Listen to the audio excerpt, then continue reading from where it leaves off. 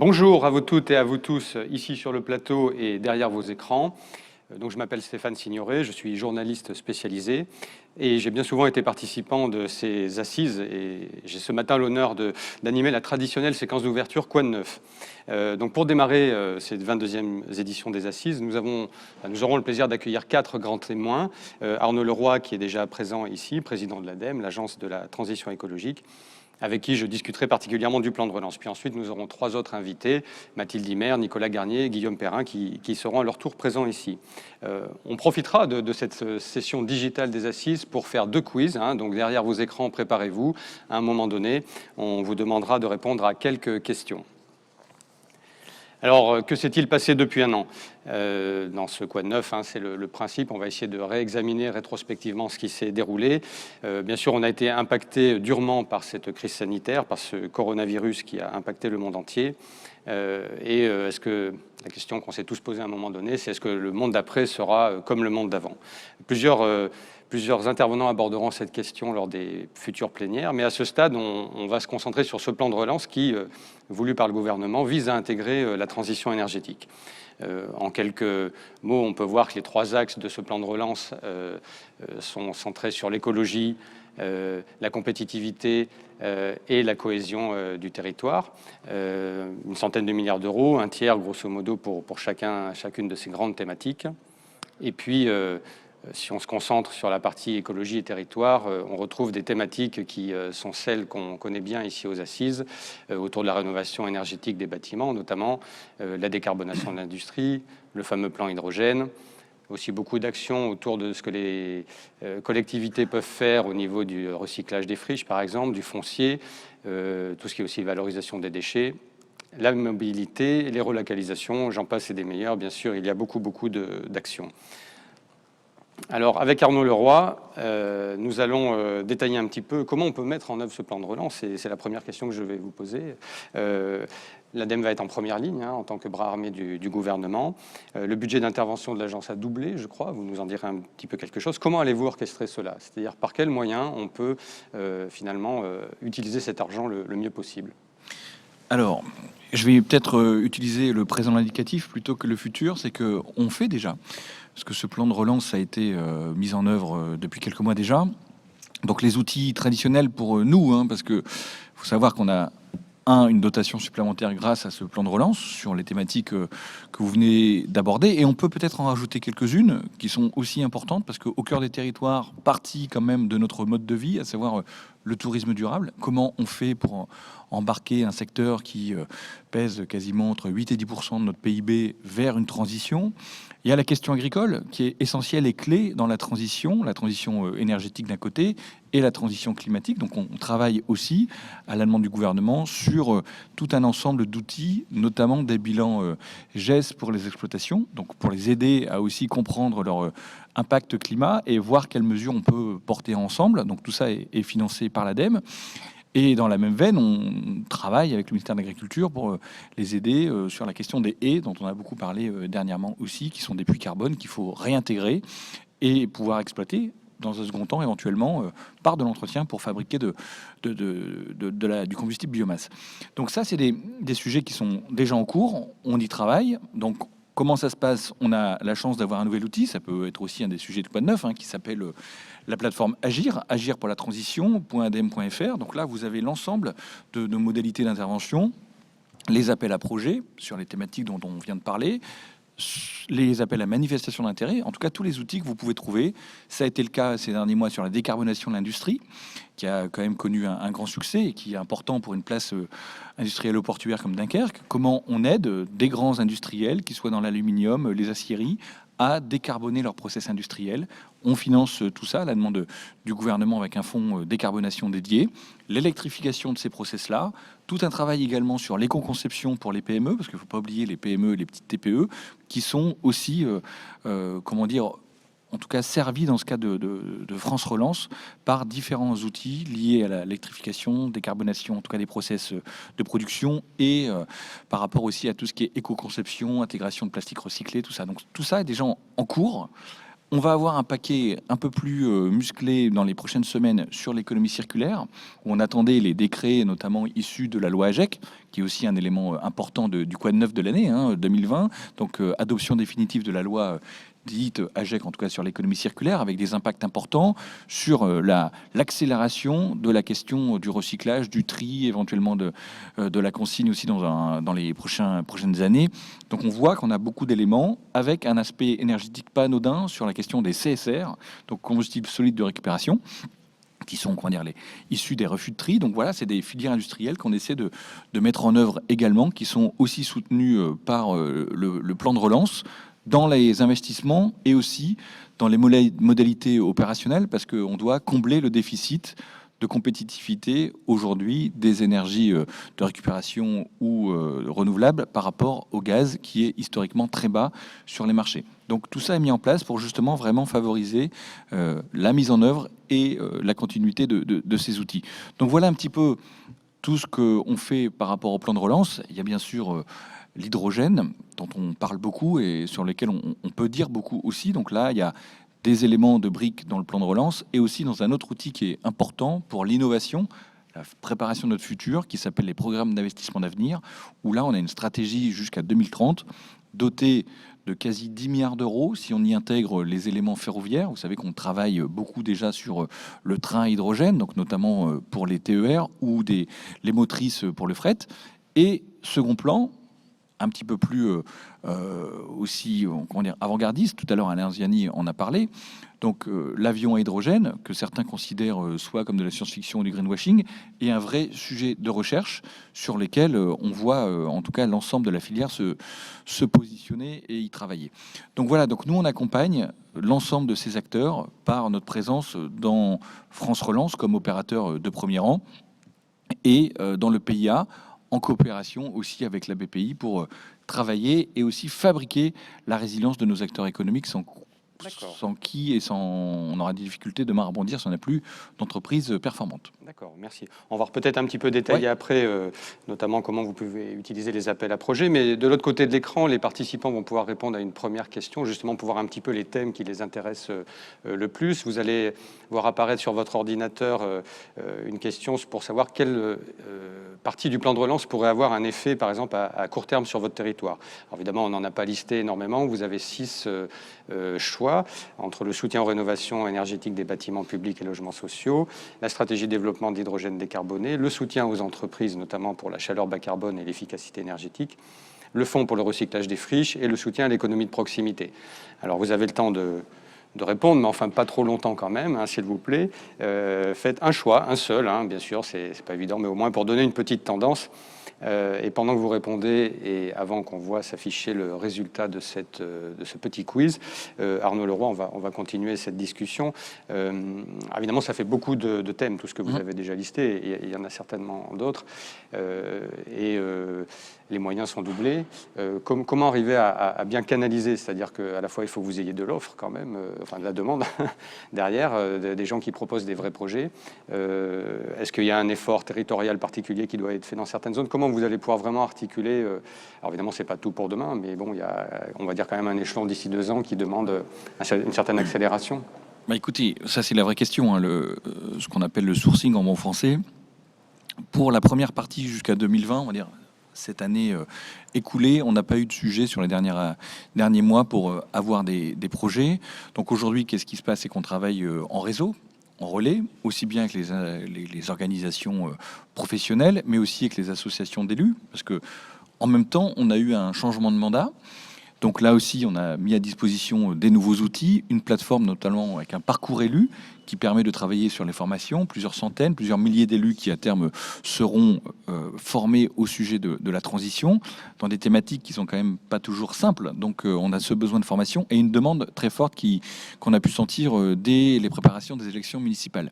Donc ça, c'est un outil aussi important qui nous permettra de démultiplier les canaux pour aller chercher ces projets qui doivent être ficelés. C'est ça aussi l'important, hein, c'est qu'il faut qu'on essaie d'éviter les effets d'aubaine au maximum. C'est pour ça qu'on travaille aussi avec des bureaux d'études spécialisés pour nous aider, nous appuyer, parce qu'on est malgré tout en nombre limité. Donc il faut qu'on puisse absorber cette hausse momentanée de charge de travail, et en partenariat avec des collectivités. Et pour nous, l'enjeu, au-delà des entreprises, c'est aussi les collectivités, s'appuyer sur elles comme relais, parce qu'elles ont intérêt. Ça a été démontré tout à l'heure par Alain Anziani, quand il nous fait tout un discours sur l'avenir de l'aéronautique. On voit très bien que l'avenir économique d'un territoire, il est aussi lié à la bonne santé économique ou non de ces entreprises. Donc il faut qu'on comprenne ça, qu'on comprenne ce que je disais tout à l'heure en ouverture, que tout ça est lié aussi à des moments d'acceptabilité de la transition. On parle là entre nous, entre convaincus, on se rend compte qu'on a quand même encore un travail de conviction à faire. Donc si on n'arrive pas à démontrer que la transition peut être pourvoyeuse d'emplois, d'activité économique et de résilience, c'est ça aussi qu'il faut assumer, donc préparer des territoires à des chocs climatiques qui vont arriver, peut-être avec une temporalité différente selon telle ou telle partie du territoire français, mais on sait qu'on doit se préparer. Donc le sujet de l'adaptation, c'est aussi un élément économique sur lequel on travaille. Donc voilà, moi je suis plutôt positif. Il y a des grands chantiers, vous le disiez tout à l'heure, alors j'en ai pas parlé parce qu'on va faire un petit point peut-être là-dessus, la rénovation énergétique des bâtiments. Je vous coupe juste une seconde, on voit le résultat du quiz ici s'afficher, effectivement, le soutien aux rénovations est plébiscité à 62% par les internautes qui nous suivent. Donc on voit vraiment que c'est le chantier urgent certainement à mettre en place.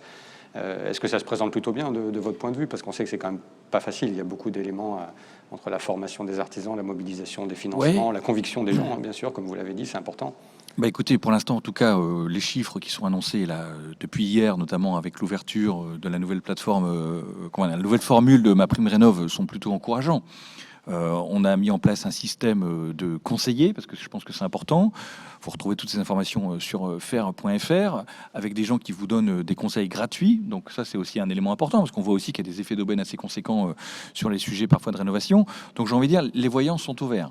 Il y a encore un travail qui est en train d'être fait pour affiner le dispositif autour d'Olivier Sichel de la Banque des Territoires. Donc on voit très bien que tout le monde a compris, à chaque étage de notre pays, que nous tenons là un des gisements essentiels en termes de réduction de gaz à effet de serre. Donc il faut qu'on puisse y travailler. C'est important pour le confort, c'est important aussi pour le pouvoir d'achat des Français. Donc même si on sent que c'est pas toujours une motivation suffisante, c'est quand même un élément important au regard d'une énergie dont le prix ne fera que croître. Donc il faut aussi qu'on soit conscient de ça. Donc moi je crois que c'est un vrai enjeu, l'emploi local, non délocalisable. On a des milliers d'artisans en France qui savent faire. On a aussi des milliers de filières à essayer d'organiser, peut-être pas des milliers, mais en tout cas plusieurs dizaines. Par exemple, sur les matériaux biosourcés, on a des choses à faire qui sont très intéressantes et qui nous permettent de construire parfois ou de rénover à plus bas coût et de manière plus responsable. Donc voilà, c'est aussi derrière beaucoup de formations qu'il faut organiser. Donc moi, je partage en tout cas sur l'enjeu de la rénovation. On est au plus près des Français et il faut qu'on puisse agir relativement vite. On parle de 500 000 logements par an à rénover, c'est quand même très ambitieux. Et surtout, ça fait quand même très longtemps qu'on en parle et qu'on est toujours, bon an, mal an, très en deçà de la cible qu'on s'est donnée. Ça, c'est évident, ça fait longtemps qu'on en parle, et ici, en particulier aux assises. Vous parlez justement de cette idée un peu d'améliorer le confort des gens aussi, hein, c'est quand même leur logement en priorité. On a vu pendant le confinement que certains comportements ont été changer un petit peu, plus de local, plus de retour sur soi, des mobilités douces, du télétravail, bien sûr. Hein, la preuve, aujourd'hui encore, on en fait quelque part. Ces comportements, finalement, certains sont a priori compatibles avec la transition écologique. D'ailleurs, l'ADEME a publié certaines études sur ces sujets. Pour clore cette première partie du Quad 9, est-ce que vous y voyez une sorte de tendance plutôt positive pour l'avenir, même si, bien sûr, on ne sait pas comment les gens vont rebondir après la crise? Alors, ce qu'on a pu observer, c'est que beaucoup des éléments qui ont été notables durant les confinements étaient déjà en germe dans la société. Je prends deux exemples. Le vélo, qui n'est pas une nouveauté. On avait vu 1 an et demi avant le premier confinement, on avait fait un appel à projet pour le plan vélo. On avait été très surpris de voir le nombre de postulants pour cet appel à projet toute taille de collectivité, milieu rural, milieu urbain bien sûr, ville pas du tout connue pour son attachement au vélo. Donc on voyait que quelque chose bougeait. On était à plus de 300 dépôts de dossiers, ce qui est conséquent pour ce style comment dire, d'appel à projet. Donc on voyait très bien. Idem pour le télétravail. Donc voilà, tout ça a été accéléré sur le recours à l'alimentation en circuit court et local. Tout ça a permis d'accélérer. La question maintenant, c'est de pouvoir stabiliser les choses pour grandir. Et on voit aussi que dès qu'on ouvre une plateforme de réservation pour des vols pour passer un week-end en Europe, elle est prise d'assaut aussi. Donc on voit très bien que la société est encore un petit peu dans un monde aussi très axé sur la consommation, une mobilité liée au loisir. Donc c'est ces sujets-là aussi sur lesquels il faudra qu'on puisse avancer ensemble pour éviter d'avoir soit des interdictions très dures à des moments donnés, donc je dis pas demain matin, hein, mais peut-être dans un futur à moyen terme, pas nécessairement très long. Donc voilà, c'est ça qu'il faut qu'on regarde et qu'on essaie justement de travailler avec des effets cliqués pour que si on voit quelque chose de positif, on arrive à l'organiser et le stabiliser et qu'on n'ait pas des effets de stop and go. Je pense ce qui est terrible pour la transition énergétique et écologique, c'est que quand les règles changent, ou en tout cas quand on vient bousculer les choses. En tout cas, je pense que la personne qui viendra parler au nom de la Convention citoyenne vous fera un résumé. En tout cas, on voit très bien que la population est parfois beaucoup plus mûre que ces élites, qu'elles soient économiques ou politiques. Donc, il faut certainement pouvoir surfer là-dessus. Et en même temps, je crois qu'il faut avoir conscience de l'impact de ce qu'on est en train de faire. Et donc, accompagner les gens. On l'a vu quand on parle de taxation carbone, qui, à mon avis, on devra remettre une taxation carbone dynamique dans notre pays. Et j'espère que ça sera un des sujets de la campagne de 2022. Pas pour simplement remplir les caisses de l'État. Il faut aussi qu'on puisse redistribuer aux territoires qui font des efforts et qui doivent investir, qui doivent se préparer en termes d'adaptation au changement climatique, et aux populations les plus défavorisées de notre pays, pour qu'ils puissent, s'équiper et éventuellement aussi pouvoir avoir un supplément d'âme dans leur vie quotidienne qui leur fait comprendre les enjeux de la transition. Et on le voit très bien, on a eu beaucoup d'études qui ont été faites suite à l'épisode dit des Gilets jaunes. On voit très bien que l'ensemble des personnes veut contribuer à son échelle, avec sa petite part d'effort, et en même temps ne pas prendre tout par rapport à certaines catégories de la population. On le voit très bien, par exemple, sur les émissions par personne. Quand on regarde là un petit peu la déclinaison, on voit que c'est nous, les Français, les plus les plus favorisés, qui sommes les plus grands émetteurs. Donc c'est peut-être à cette catégorie de la population-là aussi à faire le plus grand effort par rapport au reste de la population. Donc c'est ça, c'est cet équilibre-là dont on sent qu'il devient de plus en plus prégnant en termes d'arbitrage et d'explication et de mise en œuvre qui fera qu'on réussira la transition. Très bien. Écoutez, merci pour cette première partie. On va nous aussi trouver l'équilibre dans ce Quad 9, puisque je dois continuer avec les autres intervenants. En tout cas, merci de ce premier point de vue, et je pense qu'on aura l'occasion d'en reparler plusieurs fois, puisque les sujets ne manquent pas. Merci. Merci. Et donc, j'appelle nos trois autres intervenants à rejoindre cette table non pas ronde, mais presque. Mathilde Imer, membre du comité de gouvernance de la Convention citoyenne pour le climat, Nicolas Garnier, délégué général d'Amorce, qui est en train d'arriver, et Guillaume Perrin, chef adjoint du département énergie de la FNCCR, territoire d'énergie. Merci de nous rejoindre. Mathilde est un peu loin, mais on va arriver à se parler, ça fait partie des règles de sécurité.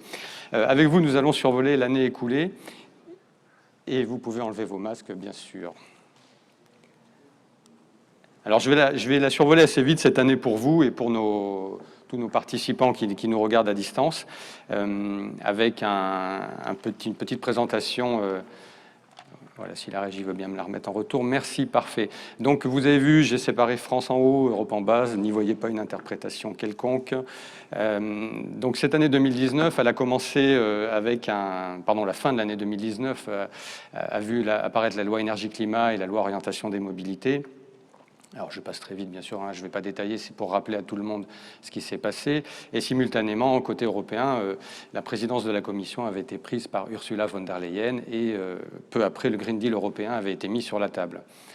En France, on avait eu un marqueur, quand même assez important, puisque c'est un symbole du rééquilibrage du mix de production électrique avec l'arrêt du premier réacteur de Fessenheim. Et puis, bien sûr, des éléments plus législatifs, notamment la révision de la PPE et de la SNBC, la programmation pluriannuelle de l'énergie, et la stratégie nationale bas carbone. Et puis ce fameux arrêté tertiaire qui parle un peu aux spécialistes, mais qui était la suite logique du décret tertiaire qui lui-même avait été attendu longtemps pour enfin pouvoir s'attaquer au parc des bâtiments tertiaires en termes de rénovation énergétique. Côté européen, il faut noter qu'en mars, on avait eu des propositions pour une loi climat et un plan pour l'économie circulaire, hein. N'oublions pas quand même que le cadre européen nous donne aussi des grandes tendances. Et puis, malheureusement, bien sûr, vous l'avez vu, il a tout fait exploser, ce Covid qui est venu nous perturber dès le mois de mars. Il n'a pas empêché tout de même que la mise en place de la transition continue, en tout cas sur le papier. On voit qu'au niveau européen, la stratégie biodiversité, la stratégie rénovation des bâtiments, la stratégie méthane, la stratégie énergie renouvelable en mer ont été publiées par la Commission. Et puis des outils comme le plan hydrogène ou l'Alliance européenne des batteries, qui sont bien sûr des éléments essentiels pour la poursuite de l'avenir. On notera aussi bien sûr ce summum, si j'ose dire, avec l'annonce des nouveaux objectifs climat 2030, côté européen, qui vise une réduction de 55% des émissions de gaz à effet de serre par rapport à 90.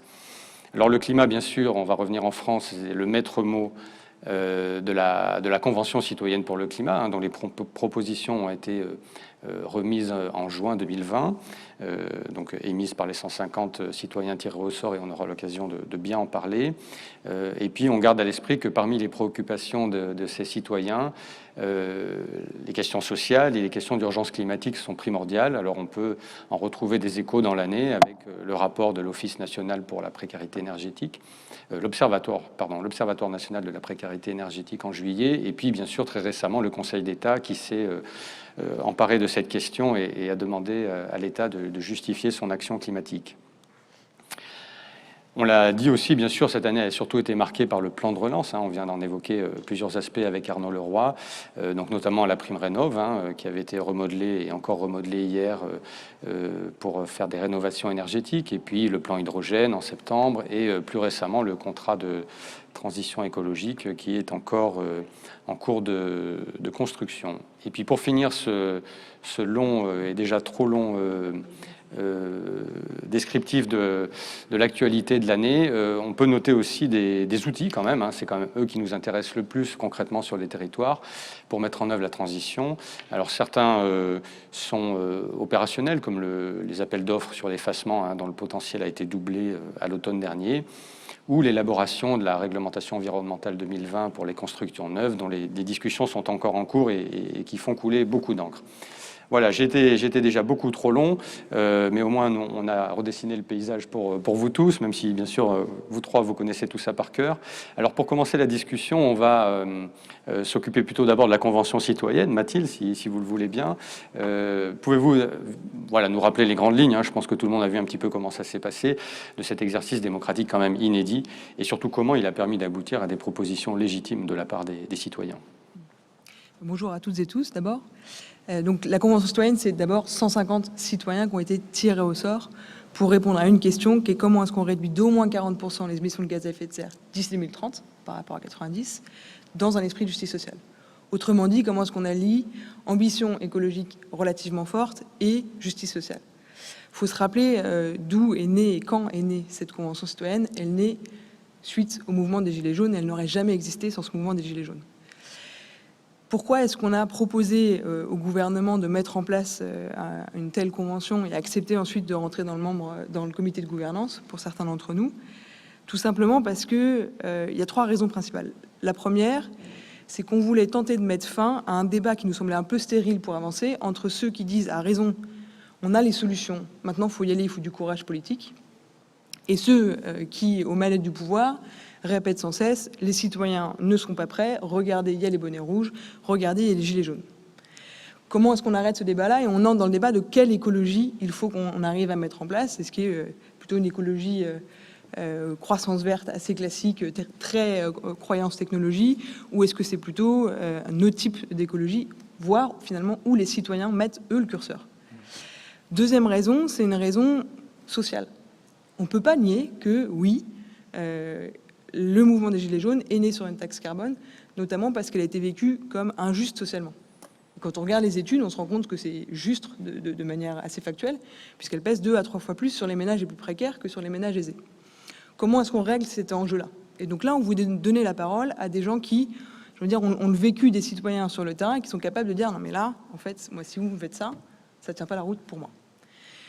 Et là où le tirage au sort permet mieux de faire ça que les élections traditionnelles, c'est que le tirage au sort représente mieux les classes populaires, les femmes, les jeunes. Pourquoi? Parce que quand on regarde, enfin, en tout cas quand on compare avec l'Assemblée nationale aujourd'hui, on voit qu'à l'Assemblée, il y a un seul ouvrier. C'est 15 à 20% de la population française. Forcément, et c'est pas, je tape pas sur les élus, mais le jeu de contraintes et la réalité dans laquelle ils sont font que une taxe carbone injuste socialement peut passer, alors que dans un cadre de tirage au sort, a priori, il va y avoir trop de lignes rouges qui vont être franchies. Le troisième enjeu, il est démocratique, c'est que, on le sait tous, nos démocraties ne sont pas outillées pour gérer le long terme. Parce que les élections, c'est du 4, 5, 6, 7 ans. Il y a un enjeu d'être réélu.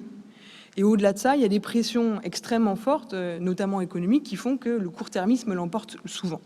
Et donc, comment est-ce qu'on met en place, on met à jour nos démocraties pour gérer ces enjeux-là, puisque nos démocraties n'ont pas été pensées à une époque où finalement on avait à jouer avec ces enjeux-là. Donc voilà les 3 raisons pour lesquelles on l'a fait. Comment ça s'est passé concrètement et à quoi on est arrivé? Ces 150 citoyens, ils ont été tirés au sort pour être représentatifs sur 6 critères. Critères de sexe, critères d'âge, critères de niveau de diplôme, critères de catégorie socio-professionnelle, critères géographiques, toutes les régions, y compris les DOM-TOM, et critères de typologie de zone géographique, zone rurale, périurbaine, urbaine. Autrement dit, autant de jeunes que de vieux, de femmes que d'hommes, etc., dans les mêmes proportions que la société française. La différence avec les élections, encore une fois, c'est pas à opposer. Simplement, quand vous élisez quelqu'un, vous essayez quand même de trouver le meilleur d'entre nous, entre guillemets, un peu comme quand vous choisissez un avocat, vous le choisissez non pas parce qu'il vous ressemble, mais parce qu'a priori, il sait défendre vos intérêts. En tout cas, c'est l'image que vous en avez. Au contraire, le tirage au sort, c'est vraiment comment est-ce qu'on va chercher le vécu des gens, donc chercher des gens qui ressemblent à la population française. Une fois qu'on a tiré au sort 150 personnes, on les a réunis pendant 7 sessions, pendant lesquelles ils ont débattu entre eux, évidemment, mais alimentés par beaucoup d'acteurs, que ce soit des acteurs étatiques, que ce soit des acteurs de la société civile.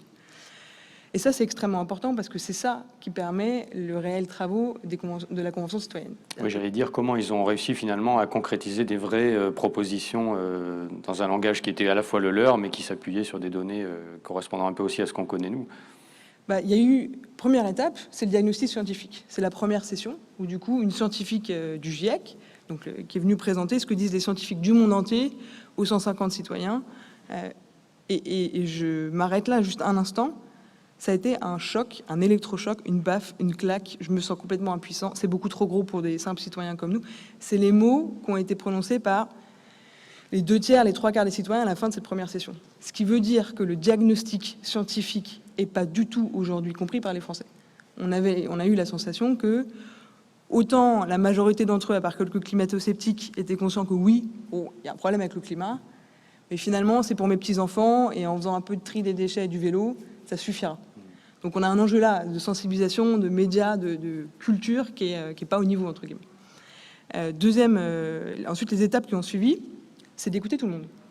D'écouter à la fois ceux qui sont porteurs de solutions, mais ceux qui sont aussi dans un jeu de contraintes qui fait qu'ils n'avancent pas suffisamment vite, finalement. Et donc, je prends des exemples. Ils étaient répartis dans 5 groupes de travail: se nourrir, se loger, consommer, produire et travailler, et se déplacer.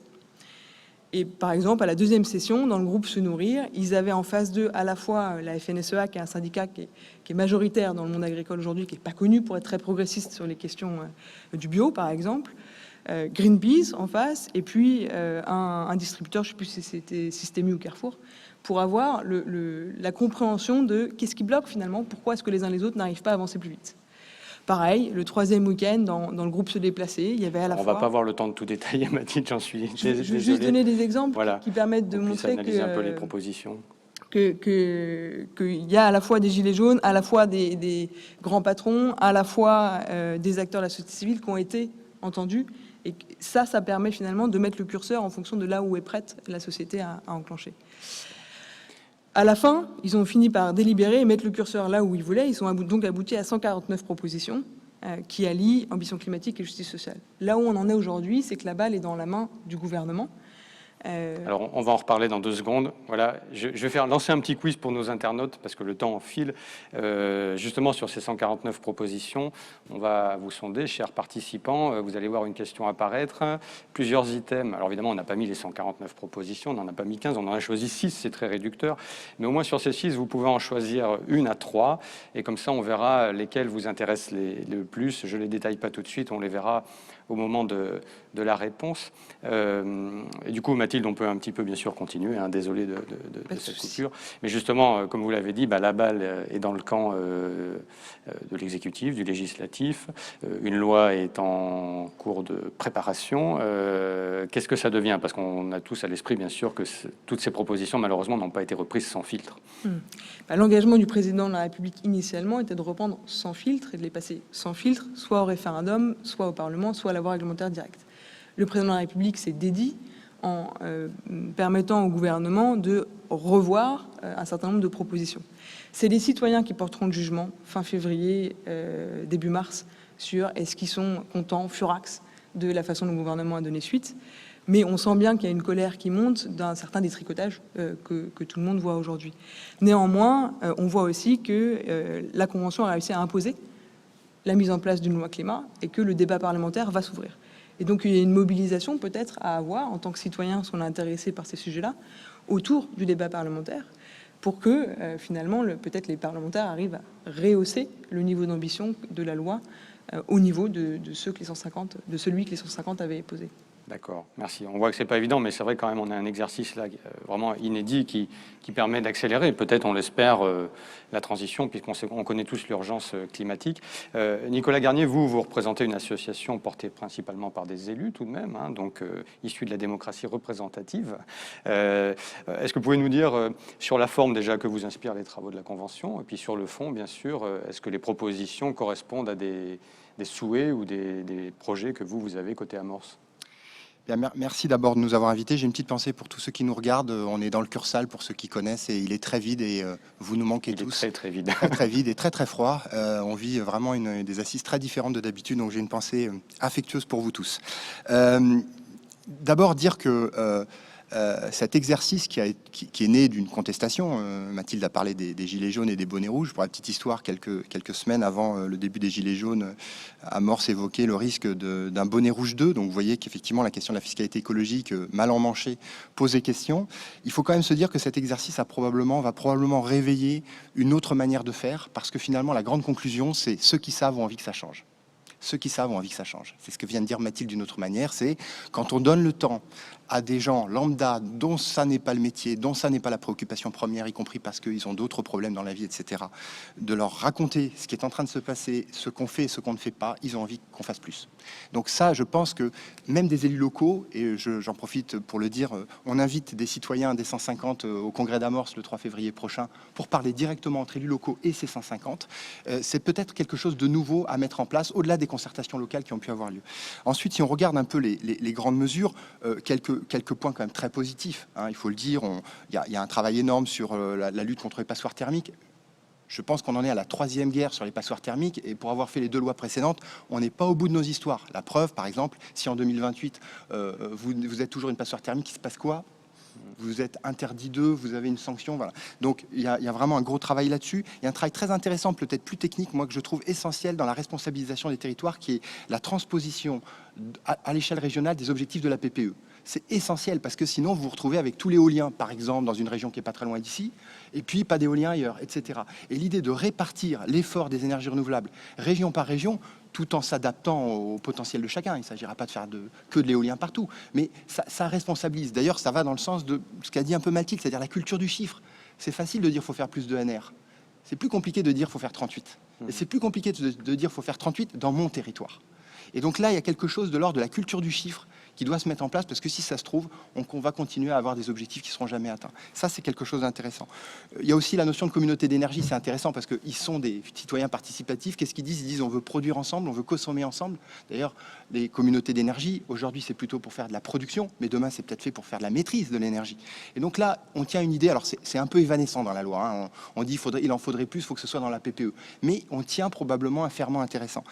Au passage, parce que j'ai d'autres casquettes, il y a des choses très intéressantes sur l'abandon des bouteilles en plastique qu'on nous a demandé honteusement de cacher à l'instant, et le retour à la consigne en verre, la fin du plastique, le retour du vrac, plein de choses qui vont réduire aussi les gaz à effet de serre. Et puis il y a des choses sur le transport, j'ai pas le temps de les parler, ou sur la nourriture, la baisse des Je rebondis d'ailleurs juste à une seconde sur le résultat du quiz là, que vous voyez aussi devant nous. Finalement, on a une répartition très homogène des choix des internautes, quasiment presque tout à égalité, à la fois sur l'obligation de rénovation, donc parmi les propositions faites par la Convention citoyenne, un système de consigne pour le réemploi des emballages, l'aménagement des zones commerciales, la publicité interdite sur les produits trop émetteurs de gaz à effet de serre, le renforcement de la transparence sur l'empreinte carbone des grandes entreprises, et puis plus de choix végétariens dans les restaurations collectives. Donc on voit finalement il y a une sorte d'homogénéité, tout plaît à tout le monde, en tout cas sur ces 6-là.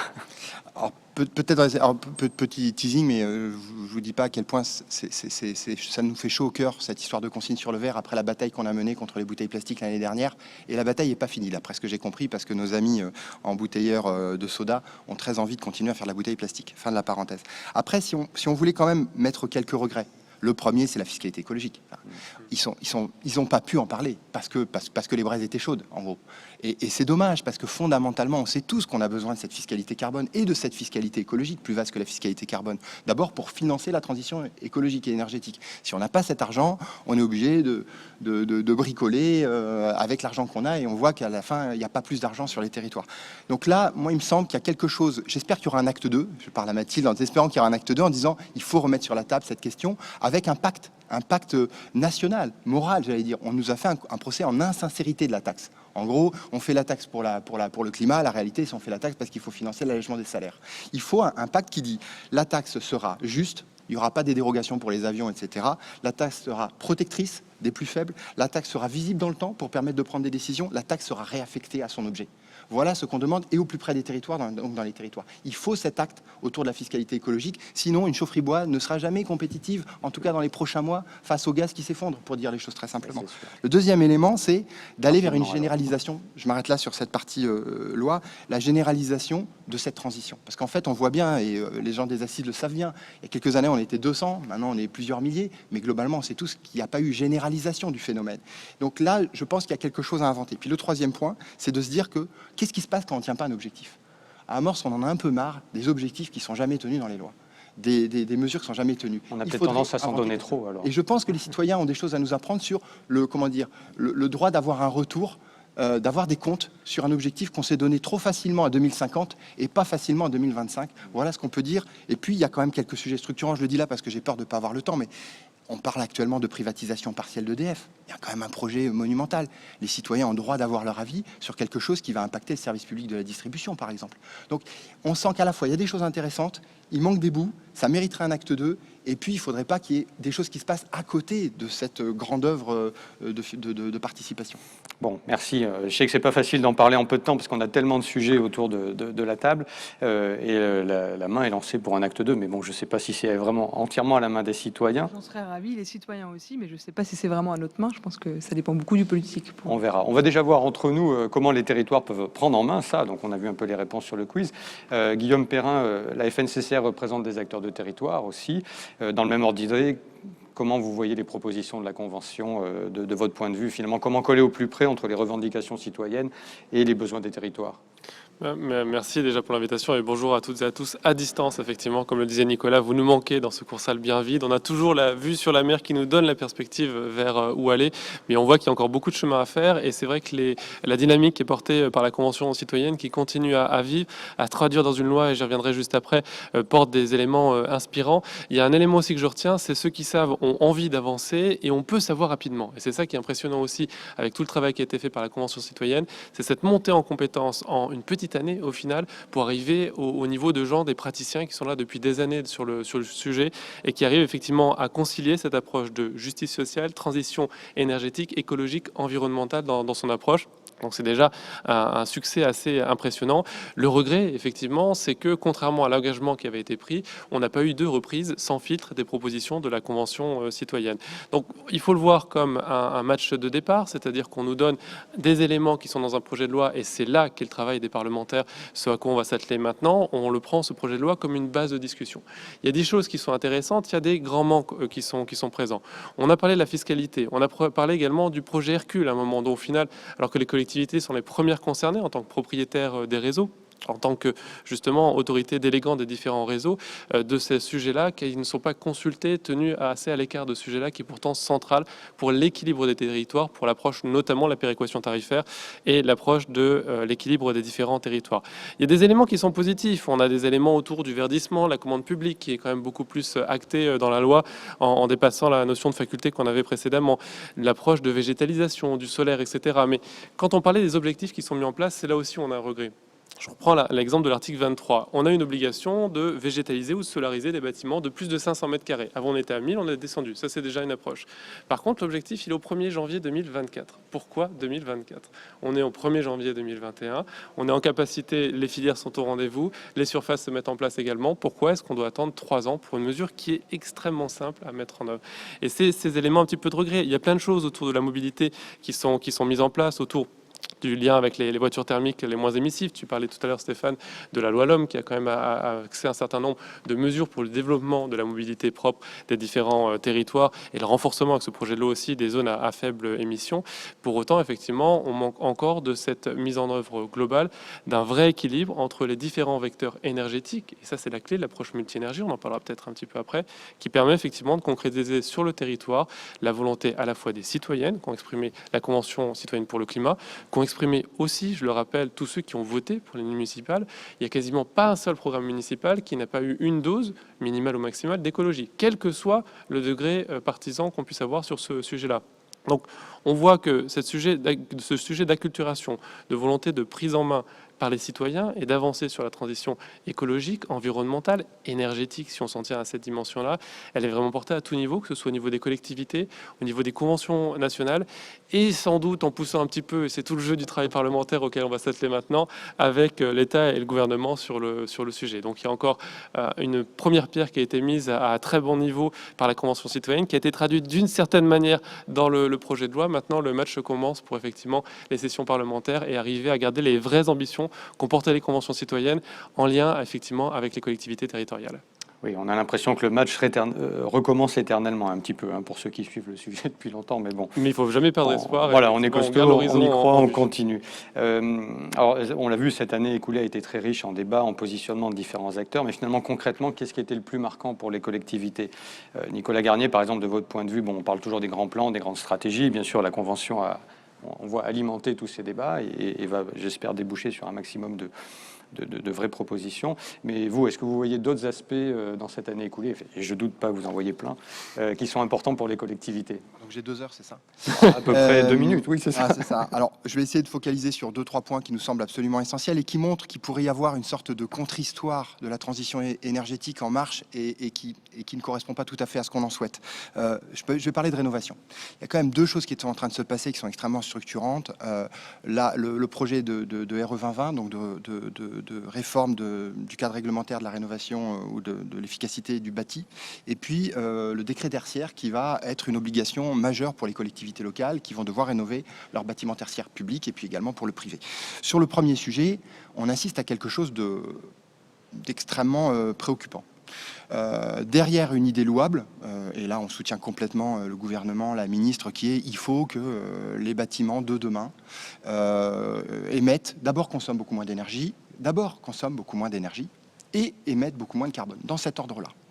Là, tout le monde est d'accord. Et puis, très rapidement, on se rend compte qu'on rentre dans des calculs très complexes, qui est mais combien consomme d'énergie vraiment un nouveau bâtiment et combien émet vraiment un bâtiment.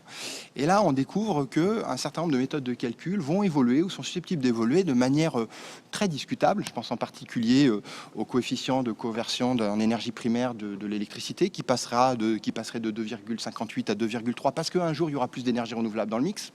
Un jour. Quel cas, il faut le faire pour tout le monde. Un jour, il y aura autre chose. Et puis surtout, on dit finalement, le chauffage électrique, c'est plus de 110 grammes de CO2, comme le disait l'ADEME il y a encore quelques années, mais c'est 79. Alors, vu comme ça emballe personne. Sauf qu'une fois que vous appliquez ça On sait que ça a à des conséquences. à des valeurs limites que vous mettez, comme par hasard, un petit peu au-dessus du 79, qu'est-ce que ça provoque? Ça provoque, au lieu d'aller vers d'abord une rénovation massive et des bâtiments efficaces, puisque là on parle du neuf, mais on sait que derrière ça se déclinera sur la rénovation, ça provoque d'abord un changement d'énergie. Et on sait tous que la première chose à faire, c'est travailler l'enveloppe. Et puis, bizarrement, ce changement d'énergie, il est favorable à la solution électrique. Alors, au passage, on n'a rien contre la solution électrique. Elle a plein d'avantages, elle émet plutôt un peu moins de carbone, mais il n'y a aucune raison que le dispositif, par des jeux de calcul qui n'ont été concertés, mais globalement qui ont été imposés, c'est-à-dire une division par 3 des émissions, va faire quoi? Bon, c'est la fin du gaz. Acte 1, avec le niveau de 6 kg de CO2 par mètre carré d'ici 2024, c'est-à-dire après-demain, c'est la fin du gaz. Ça veut dire qu'on ne laisse pas le temps au gaz de se verdir. Au passage, je dis ça, mais ils auraient pu commencer un peu plus tôt, si vous me permettez l'expression. Ça fait quand même 20 ans qu'on attend une vraie filière biogaz qui commence à émerger que maintenant. Et puis surtout, on a des réseaux de chaleur, sujet important pour Amorce, Vous connaissez à bien. plus de 50% d'énergie renouvelable qui ne passent pas.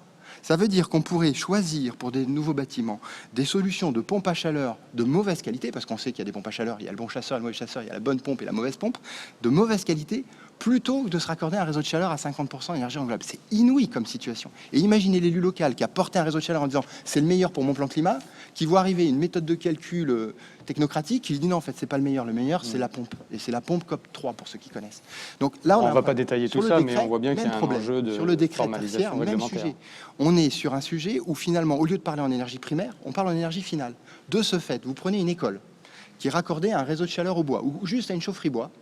Pour respecter la réduction de 40% de consommation, il suffira qu'elle se déraccorde de la solution bois et qu'elle mette une pompe à chaleur. Et c'est quoi cette histoire qu'on nous raconte? Là, on est en train de faire non pas une transition énergétique, on est en train de faire une transition électrique aveugle.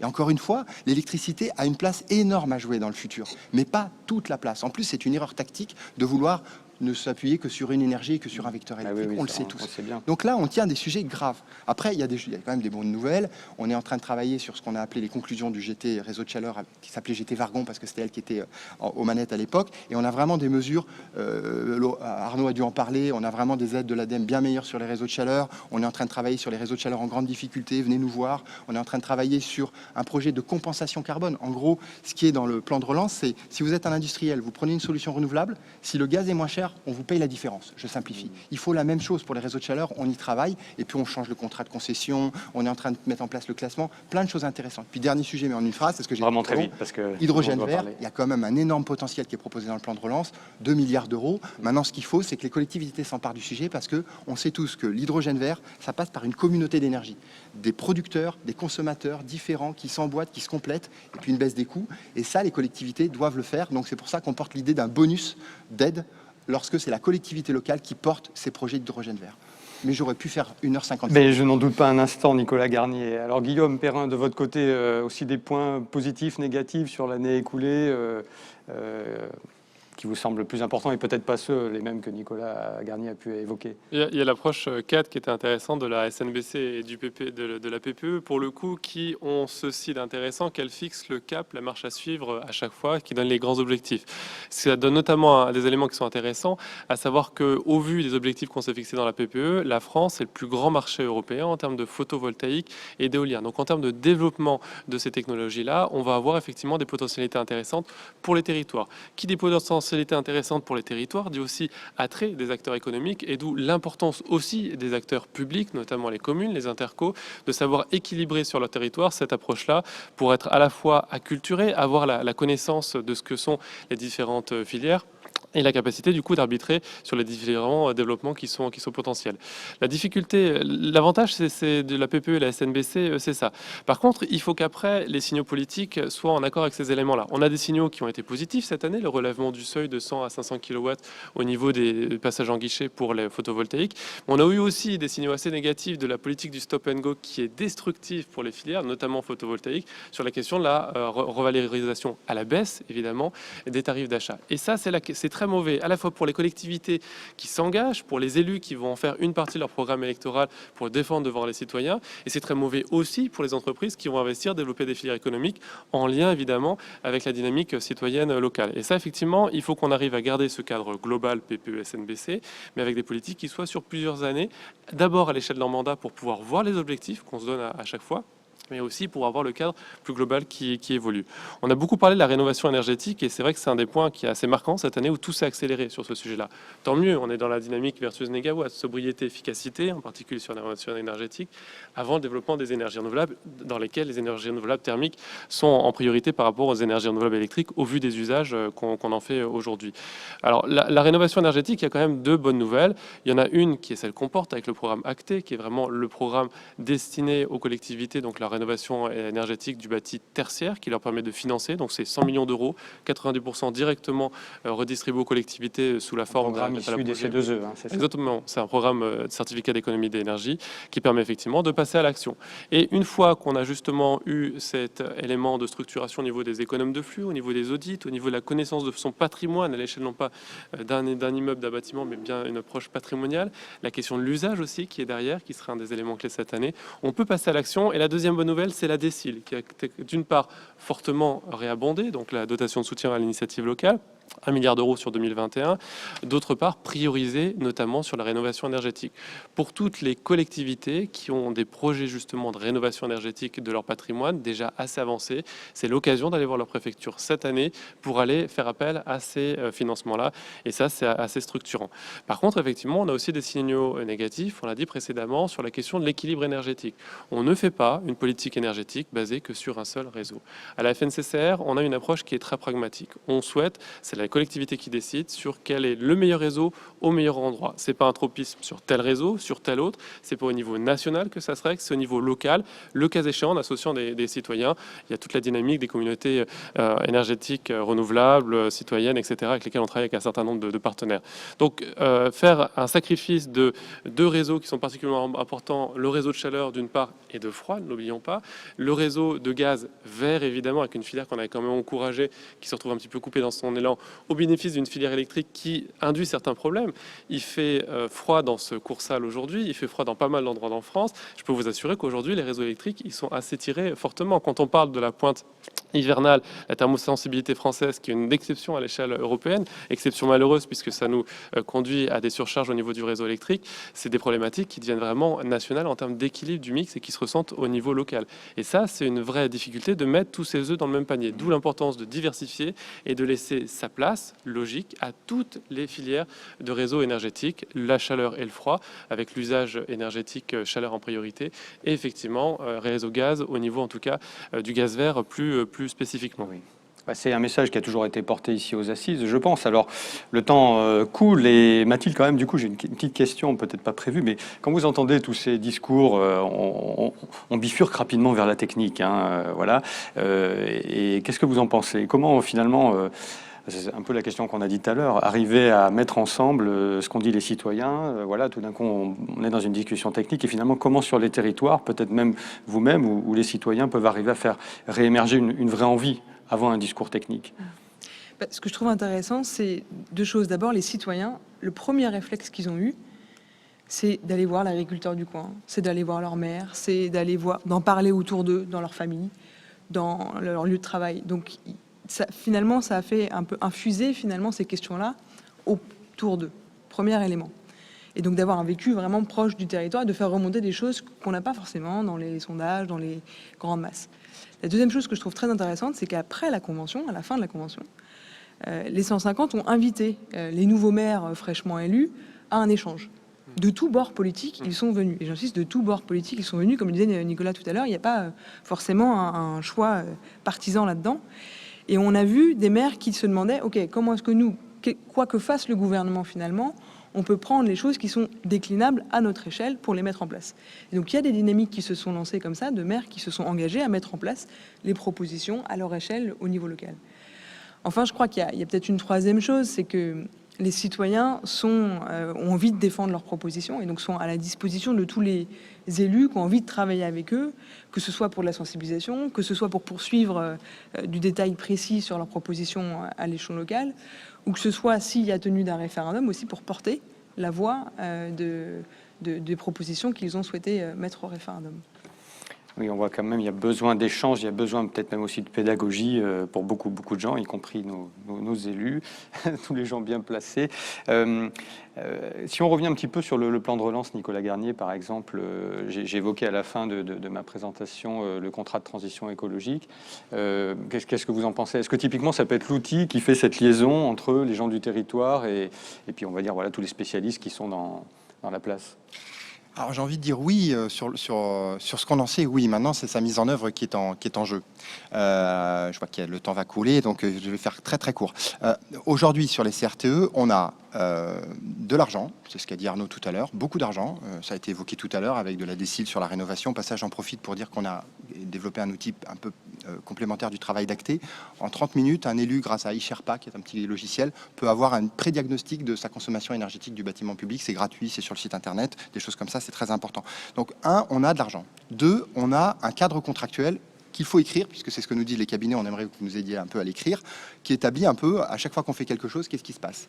La troisième chose très intéressante, c'est qu'on a pour la première fois de l'aide à l'ingénierie territoriale dans ces contrats, ce qui n'était pas le cas, ce qui était une demande d'amorce depuis longtemps, parce que je vous rappelle, on voulait affecter la fiscalité carbone à la création de postes dans les territoires. C'était le grand combat qu'on mène depuis 5 ans. Bonne idée à reprendre, Mathilde. J'ose pas le dire, c'est pas moi qui le dis. Mais globalement, il y a quelque chose qui est en train d'avancer côté gouvernement là-dessus.